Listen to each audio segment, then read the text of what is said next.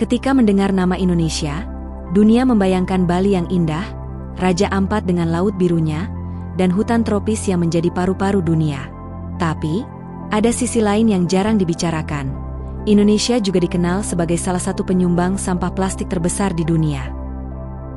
Pertanyaannya, kenapa negara yang begitu kaya alamnya justru menjadi darurat sampah plastik? Hari ini kita akan kupas tuntas fakta, penyebab, dampak, hingga solusinya.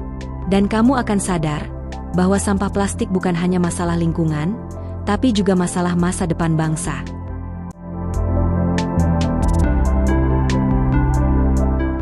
Menurut data World Bank, Indonesia menghasilkan lebih dari 6,8 juta ton sampah plastik setiap tahun.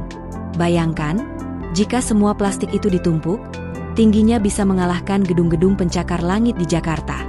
Lebih parahnya lagi, sekitar 620.000 ton sampah plastik berakhir di laut setiap tahun. Artinya, setiap menit ada truk penuh plastik yang dituangkan ke laut kita.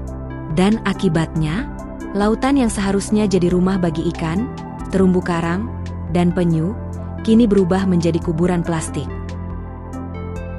Kenapa Indonesia bisa masuk 5 besar dunia? Ada beberapa penyebab utama. 1. Budaya plastik sekali pakai. Bayangkan, hampir setiap belanja kecil saja, kita bisa pulang dengan 3-5 kantong kresek. Belum lagi botol air minum, sedotan, hingga bungkus makanan instan. 2. Sistem pengelolaan sampah yang belum merata.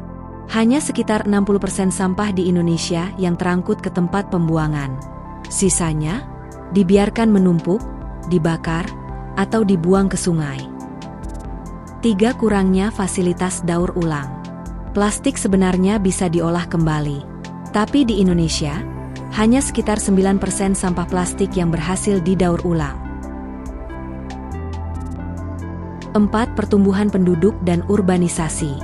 Kota-kota besar menghasilkan sampah lebih banyak dari yang bisa dikelola. 5. Kurangnya kesadaran masyarakat. Banyak orang masih menganggap sungai adalah tempat sampah gratis. Dampak dari sampah plastik bukan main-main. Ekologi, ikan, penyu, burung laut, hingga paus banyak ditemukan mati dengan perut penuh plastik. Kesehatan. Plastik hancur jadi mikroplastik, masuk ke tubuh ikan, lalu kita makan. Menurut penelitian, manusia bisa menelan sekitar 5 gram mikroplastik per minggu, setara dengan 1 kartu kredit. Ekonomi. Pantai kotor membuat wisatawan enggan datang. Nelayan pun rugi karena hasil tangkapan mereka bercampur sampah. Bencana. Sampah menyumbat sungai dan selokan, jadi penyebab banjir di banyak kota. Jadi, ini bukan hanya masalah sampah. Ini masalah hidup kita sehari-hari. Untungnya, banyak pihak mulai bergerak. Pemerintah menargetkan pengurangan sampah plastik laut hingga 70% pada tahun 2025. Beberapa kota melarang kantong plastik sekali pakai, seperti Jakarta, Bali, dan Banjarmasin. Startup lokal mulai mendaur ulang plastik jadi paving block, tas, bahkan bahan bangunan. Komunitas dan relawan rutin membersihkan pantai. Tapi, apakah ini cukup? Jawabannya, belum. Karena tanpa perubahan besar dari masyarakat, masalah ini tidak akan selesai.